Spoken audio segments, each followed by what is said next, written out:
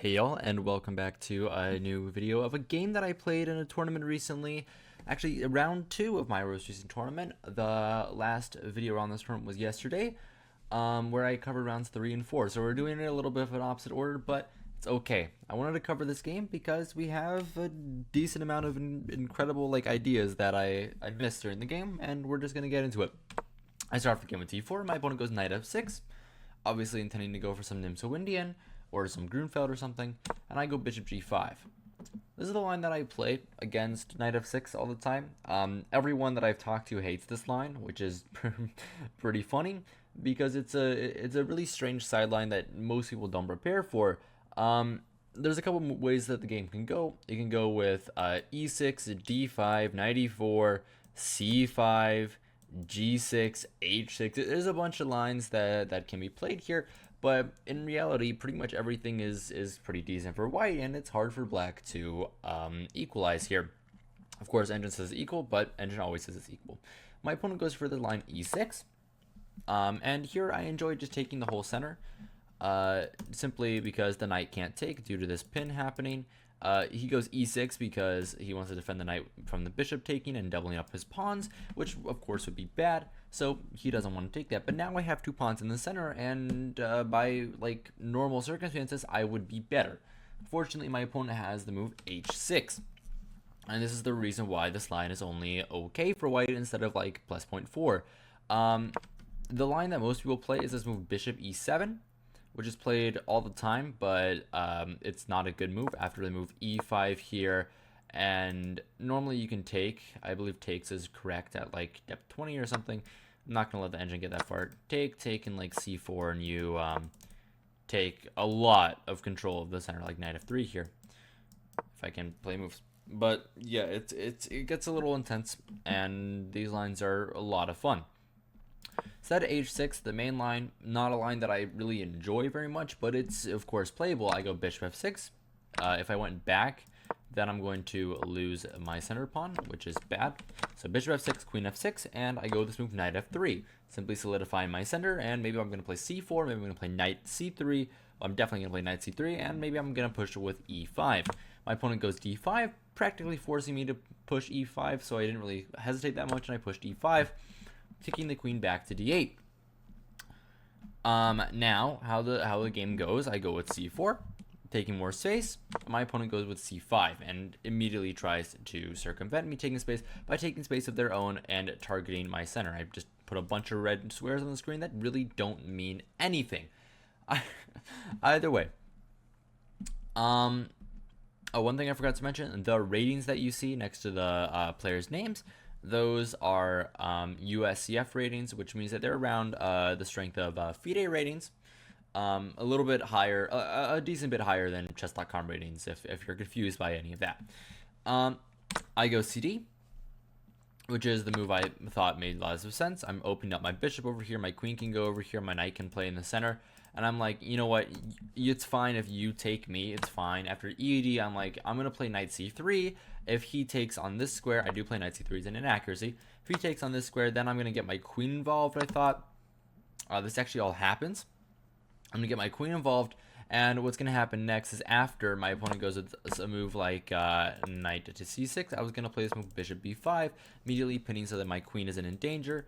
Or actually, after this line, I would just take the pawn. Pretty normal stuff, but bishop b5 also makes lots of sense. Instead, this happens, and my opponent finds the best move, which is this very interesting move, bishop e6. Not a move that I considered, but it's a move that makes a whole bunch of sense, simply defending the pawn. This move, knight c6, works. If I take on d5, this works, because I thought that at the end of the day, after takes, my opponent could play this move, bishop to b4, getting in. And this is a little bit scary. This is pretty scary. I'm probably going to have to sack a pawn back. He's threatening this fork on c2. And it's rough. The engine says already bishop b5, king e7, and really not there. It does want to sack a pawn. It wants to sack this pawn in all lines. Well, in that line I would be winning. But just to show you, here, bishop c4. it's a very complex position where black gets a lot of play, and it doesn't really seem like my cup of tea. Well, I mean, you saw the ending. Ending isn't really what matters in this game.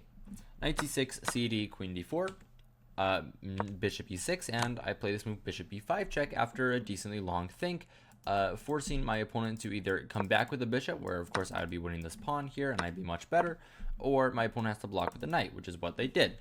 Blocking with a knight on d7 is a pretty bad move. First of all, rook d1, putting more pressure over here. Second of all, probably taking is a little too much. I think that this is wrong. It's okay, it's still okay, but I don't like taking immediately. Rook d1 makes a lot more sense, so it does castles, but I like rook d1 more.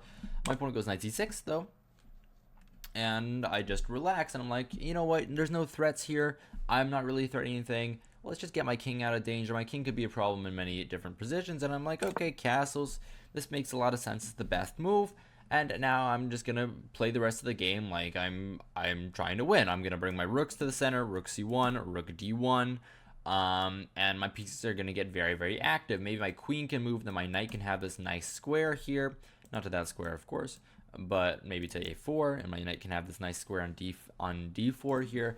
And in all honesty, this position looks pretty good for white, and I already thought that I was pretty better, simply because I had more space with this pawn and a lot more activity. See these pieces out, and my pieces are going to get out, and he still has the castle. My opponent goes a6, a move I of course considered, and I thought about a lot. Of course, this loses a piece. We're not going to do that. I have to like sack, and actually in that line he would take my queen. I have to take here, bishop back, and this line is of course losing. If he accepts my sacrifice, then the knight is pinned, and actually rook c1 will win the game. Here, queen d5 hits the knight, rook here, rook f d1. Nice move. Either way, I of course take the knight with bishop c6. My opponent takes on b6, and I'm like, you know what? What he wants to do, he really wants to play this move c5. If he gets c5 off, I'd probably just lose. Just for example, if I play like a random move, c5, it looks like my position is just kind of going into disarray. I have this move queen a4, which is a saving grace, but if I didn't have that, like if I had to play queen f4, black is already better. And I'm not having that either. c5 is a monster threat, and I'm like, no. I thought here for a little bit, and I'm like, okay, it makes a lot of sense if I get my knight over to the c5 square while also stopping the move c5 itself. I'm like, okay, knight a4. This is very, very reasonable. I'm getting to c5. If he trades his dark squared bishop with me, I have pressure on this pawn. I'm going to get a rook to c1, pressure on this pawn permanently, knight to d4, pressure on all of this, and I'm probably much better. Knight a4, rook b8. Nice move, nice idea. Idea is this. Idea is that move, and trying to fork my queen and knight. Of course, not a real fork, because I have this move queen d1, but it's still dangerous enough, and it allows him lots of play here with some bishop play against my queen in the future. I'm not having that, so I'm like, you know what, I was really considering this in b3. This is what I thought about the longest, but I didn't play this, and I was like, why am I playing b3 and letting him get all these nice dark squares if I don't have to? I'm just gonna play a3. My pawn on b2 is always defended, and maybe I play b4 in the future. Why not? That seems very, very good. He can't go to this square anymore, and I'm like, I'm doing really, really well. And I'm right. A3 is a very good move, and I am doing quite well. It's plus 0.6. Well, plus 0.5 on depth 20, but plus 0.6 on later depths. My opponent goes queen a5, and I'm like, why am I thinking so much? I want to put a rook on the C file. That's obviously the only plan, but the question is, which rook do I put on the C file? And I think about this for like 5 minutes for some reason, and I cannot decide if this rook is better here or if this rook is better here. I end up just being like, why am I spending so much time on this move? I don't have to do that. They're probably like the same, and they are like the same. I play the wrong move actually. Rook AC1 is slightly wrong. It's Rook AC1 is plus 0.46, while Rook FC1 is rook f1 was plus 0.52 at depth 22, but now it says rook fc1 is plus 0.45 and rook ac1 is plus 0.42. So it's really a minuscule difference, but I shouldn't have spent that much time on this move. Rook ac1, and my opponent goes bishop e7. I can't take this pawn. First of all, I was like, okay, I'm not going to take this pawn. I'm not an idiot. Bishop b7, and I'm like, that's not going to work. We're not going to do that. Actually, it does work. I have to move queen a7. Didn't see that. But to a normal person, like, that move is not going to work. So I'm like, okay, that's a nice idea. What we're going to do now, you move your bishop once. You're obviously going to capture my knight when it goes on c5. Let's go knight c5. That seems very good. This is where my knight wanted to be. Now it pressures everything in the position. Not the queen, but maybe later. I don't know. And maybe I want to play this. Of course he has to take. Of course he has to take. I thought so, at least. He doesn't. He doesn't have to take. He has to go bishop c8. Just kind of tried to dominate the knight, but in reality it's awful. Like here, I already have knight e6 here, and like at the very least this move. This isn't the best, but there's some interesting lines. Maybe computer really likes to move queen a7. Okay. Either way. He takes, which I thought was obviously the best move. And here's the first like big mistake of the game. What I have to do is actually pretty easy, and I'm really upset that I didn't play this move. I simply have to take with the rook, hit the queen, hit the pawn. After like queen b6 or something, I have b4, and now my other rook is coming in, and this is under fire permanently. Like castles, rook here, bishop d7. I mean, this position is awful for black. This position is terrible for black. What am I even calculating? But I didn't do that. For some reason, I didn't do that. I was right in my evaluation that I would get a slightly better endgame after queen c5, rook c5. But this was really stupid. Main idea being after rook b2 here, this pawn is lost, and I thought that I was doing really, really well. In fact, I'm not. It's an equal endgame, where I thought that white had the chances to win, and I was right. That white does have the chances in that position. But rook c5 is just winning. Like, it's winning on the spot. I didn't have to look at all this and be like, oh, I mean, like I get some play with this interesting idea where I trade queens and then I get like really good endgame chances. Oh, I love endgame chances. Oh yes. And that is how I was thinking to myself. That's my inside voice. But this was such a stupid thought, and I'm so angry about myself for taking with the queen here. And my opponent had shown earlier in the match, or earlier in the tournament, that he would want a draw at any chance. He was the lowest rated player in our section. 1620 is pretty low. We were in a 1700 plus section. He was the lowest rated player in our section, and it was obvious he wanted to draw every single game. And this kind of just lets him draw. He plays queen c5, of course, because otherwise he just loses. And I play rook c5. And he gives me hope. He gives me hope here and lets me off the hook for another move. He calculated that after rook b2 here, I'd be winning this pawn. And he's right. I would be winning that pawn. But it's fine. It's fine. I can win that pawn. It's not the end of the world. Like, for example, if he attacks this, then I just take the pawn, I thought. Actually, in this line, I would get knight d4. But, like, if he attacks it like this, then I would take the pawn, and he doesn't have anything. Instead, he didn't go for this because he just thought that he was losing a pawn and I would get like an outside passer, and that's not what he wanted. So he decided to defend the pawns with the move king d7. Very reasonable move, of course. Very, very normal move. King d7, he's coming in, he's defending the pawn, and he's stopping, and he's threatening to take this pawn. Okay, well then the move should be obvious. I go b4. Now I'm stopping the advancement of both pawns. That seems good. It seems correct, right? That seems pretty smart. Until you factor in the fact that he gets more trades here. He goes rook b5, and there's really nothing that I can do besides trade more pieces. Engine actually doesn't say so. and it says rook c3 and white is +1. I thought rook c3 this move, but I missed knight d4 here. No, not there. Here, rook c6. This is what I missed. This is what I missed. And I'm threatening this check. I'm threatening the rook. He has to bring the rook back. Like, actually, it tells him to sack the exchange, which is a little funny. But like, if he brings the rook back here, for example, now I get rook d6 here, rook c1. I get all my pieces in basically, and I win the game.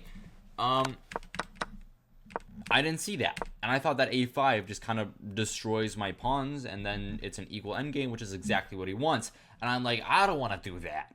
I don't want to get into an equal endgame, which is exactly what he wants. I want to keep everything together. So I'm like, I played the natural move. I played rook fc1, right? Now my rooks are attacking this pawn, and normal stuff is occurring. But I'm an idiot because this lets him trade. This, of course, lets him trade. I go rook c5. I go rook c5, but now he's traded a piece. Now he's traded another rook. And what happens is that white is better. White is slightly better in this endgame. And yeah, I analyzed that correctly. I evaluated that this position was slightly better correctly. But it's hard. It's really hard for white to win here. Because after the move king c7, which in all honesty was a very, very nice move, he's trying to bring the king over here in some lines. But the main idea is after knight d4, he puts the bishop back on d7. Like, really, really nice move. The issue with this position is that I'm going to have to break on the king side. The queen side is kind of locked over here because I got all these pawns defending all these pawns, and my knight is always defending. And it's a very locked position on the queen side, so I have to break through on the king side. But that's a little tricky because what the issue is that my king is kind of misplaced as well. My king, where it would love to be, is love to be placed like here or here. Or somewhere active, probably here. This is a really good square for the king. But my king would love to be there, but it takes a couple moves. And what he's going to get in a couple moves is that he's going to be able to make counterplay on my pawns and make an equal endgame. For example, if I play the move a4, rook here, b4, ab, and king b6, and I lose. I can't break through on the king side. So I go f4. And I'm like, okay, I'm going to bring my king this way. I'm defending this pawn against future things. My idea primarily is to go g4, f5, and this. And try to, like, make a passer and, like, get the bishop off of this annoying square to defend this pawn. So then I can, like, win this pawn and, like, try to do something interesting. He goes g6. Not a move I considered. I really wasn't thinking that this move was interesting at all. Of course, it does normal stuff. And I'm like, okay, I'm going to play king f2. I'm going to start bringing my king. This seems like the right move. I'm bringing my king up. I'm bringing my king up. Normal stuff is happening. And after this move, king b6, very interesting move, by the way, I played the top engine line. And I'm almost winning. I'm almost winning if I do this correctly. I go g4. Can't take, of course, because rook c6. And I kind of win everything. This pawn is going to fall. This pawn is probably going to fall. This pawn is probably going to fall. Everything's losing here for black. So, of course, he can't take. But I miss his idea. Very nice idea. He plays the move rook a8. Insane idea. Insane idea. And now it's a draw if I don't find one and only move that I still can't explain after having analyzed the game for hours. Okay, that's a lie. That's a lie. Analyze the game for like 30 minutes at most. But it's still a move that I can't explain. It's this move, incredible move h4. And you might be wondering to yourself, rook a8, what does that even do? What is even the idea of this move? The idea is this move. Idea, like, if I do nothing, the idea is a5, and what ends up happening is that he's breaking through over here. He's threatening takes, and like some weird like infiltration with the rook. And one of the big problems about his position is that the rook can't get in. The rook is like completely blocked off, and that's why my position is so good. But this is a crazy idea to bring the rook back into the game. Very nice idea. And if I go here trying to stop the pawn, bishop g4. If I go here trying to stop the pawn, oh, well, I can't do that. If I go here trying to stop the pawn, then bishop g4, right? It's rough, and I missed this move. So I thought for a while, and I played a move that I thought was correct, which is this move f5. Kind of being all or nothing at this point. f5, and I'm arguing, okay, you're going to be crashing through on the queen side. I'm going to be crashing through on the king side. Who is going to make it first?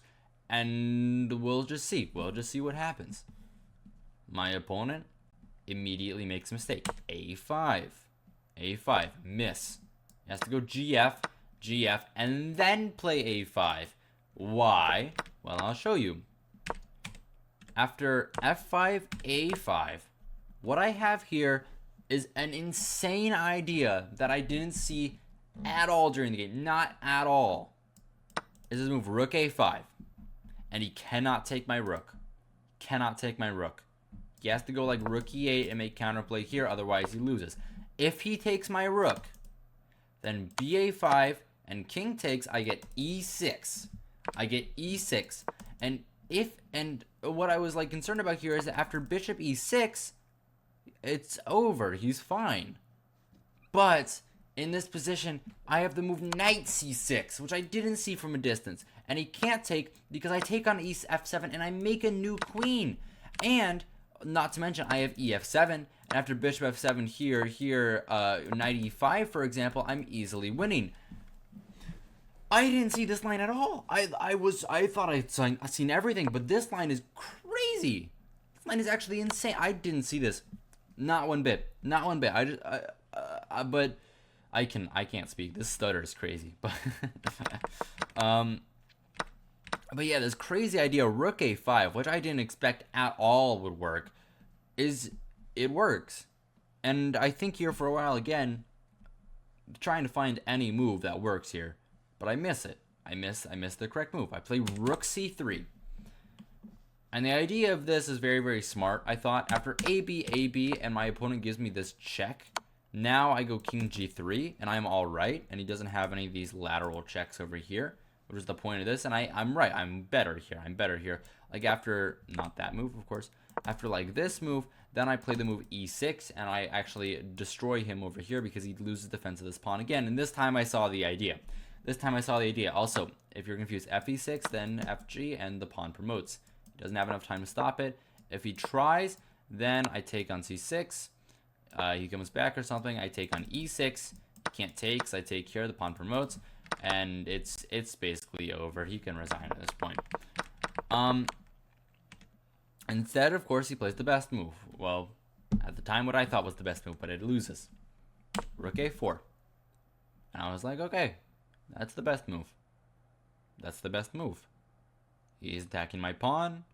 It's tough for me to do anything about it. And I didn't see e6. I didn't see this idea of e6. Completely shutting down this side of the board. This idea that's been in the game for ages. I just didn't think that it worked. I just didn't think it worked. Not at all. I'm like, okay, he goes here. And this was just a moment of blindness, which happens to everyone. Shouldn't happen in a tournament game. Happens to everyone. Rook c6 obviously wins. I just didn't see it from afar. And I'm like, okay, I'm gonna make him work a little bit. I play FG, and I go e6 now. And right, my idea is interesting. I'm trying to like keep the bishop enclosed. I have this nice pawn, 2 squares from queening. My opponent goes bishop e8, of course, otherwise he loses. Like if he goes here. Now this is obvious. But bishop e8, of course, otherwise he loses. And I go with this move knight c2, which I thought was very interesting. Simply defending this pawn. This move was really, really scary. But it's not actually, because I go here and like knight d4. And this pawn is stopped by my king. Yeah, there's a little bit more to this game though. The festivities haven't ended. After knight c2, there's still a lot of play left. And he has to find the right moves. He goes king c7. Very natural, very natural. Coming over here to take this pawn. If I play this move, I'm not doing good. After like a move like d4, for example, I like try to stick around. King b6. And I can't do this ever. I can't do this because the rook always comes back to stop the pawn. Yeah, but either way, after king c7, I'm like, you know what, I'm going to bring my king a step closer. I'm going to go king g3. I'm deciding to defend these 2 pawns instead of being active with my king, which is wrong. I can't do that. I have to be more active with my king. I just thought that if my king was on the e file, then I would stop my rook from coming there. If my king was on the f file, thought I would stop my rook from coming to there too. I thought there were some issues with like rook here, pinning my king, and it's scary. It's scary stuff. You can't say that it's not. And my opponent goes g5. Terrible move, by the way. And I thought he was just drawing, or like even slightly better after king d6. And I was like, oh man, I'm gonna make a draw against this silly 1600, man. Come on. That's basically what I was saying to myself. Come on. Why am I making a draw against the 1600? That's ridiculous. I'm better than this. But he doesn't play that. He goes g5, and I'm immediately like, whoa. Whoa, I have play again. I can try to win. I can try to win again. And I almost do. I go rook f3. And the idea is that I'm threatening rook f1, rook f8, which would trap the bishop, which is pretty cool. Not exactly as this square, but then I bring my knight up here, and I thought I was doing quite well. My opponent goes king d6, and I'm like, oh, I might be doing some cool things after rook f8. I'm not. King e7, he's fine. King e7, he's fine. I keep playing the best moves, though. Rook h8. Try attacking this pawn now, and the bishop. You can't take this pawn because I take your bishop, of course. And this is terrifying. This is terrifying. We have to admit, this is scary, and I'm bringing my knight on the next move. My opponent goes bishop g6. Very, very clutch move. Very clutch move. He's actually losing.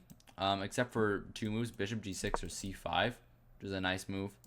And the idea is that my knight really can't enter the game. It's actually incredibly difficult for my knight to get in. Like rook a3 here, for example. Threatening that, I go king f2, and then he has a perpetual. But it's a little absurd. He doesn't do that. He goes bishop g6, which is the other line. And now I'm like, I gotta keep it going. I go knight d4. Can't take this pawn because I have a fork hitting the queen, hitting the rook, hitting the king. Of course, he doesn't do that. He gives me this check, and we end up making a draw here after king f2 and rook a2 check. I realize there's no way for me to make progress. At least I thought. Engine finds a way to make it plus 0.13, but I thought that after king e1, first of all, he can just keep giving me checks with rook a1, and I thought that there wasn't anything here. If my king walks all the way out here, check, king c3, I just didn't think that this was okay. I didn't think that this was okay. Actually, it's fine. Actually, I'm almost winning here, and I could have played on after c5, which is the only move, by the way. bc, rook a4, sorry, targeting the knight, and some crazy lines.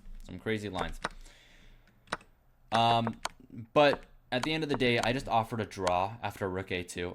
After king f2. Simply because I didn't want to be a part of that. I don't want to be part of that gang that loses to a 1620. Like that would actually be really, really bad for my rating. So I was just like, okay, I'm happy with a draw. It's not the end of the world. I'm at least getting on the board, right? I'm at least getting on the board. Because I lost my first game. I'm just getting on the board, and I'm trying to get something happening. Yeah, but that's all I got for you today. The biggest miss, in my opinion, was this idea of rook takes a5, because that would have been insane. If I had played rook takes a5, I probably would have won the game. But yeah, that's all I got for you today. I hope you guys enjoyed. Hope you guys found this entertaining, instructive, all of the above. If you did, remember to like, subscribe to all the normal things YouTubers tell you to do. And yeah, good evening and good night.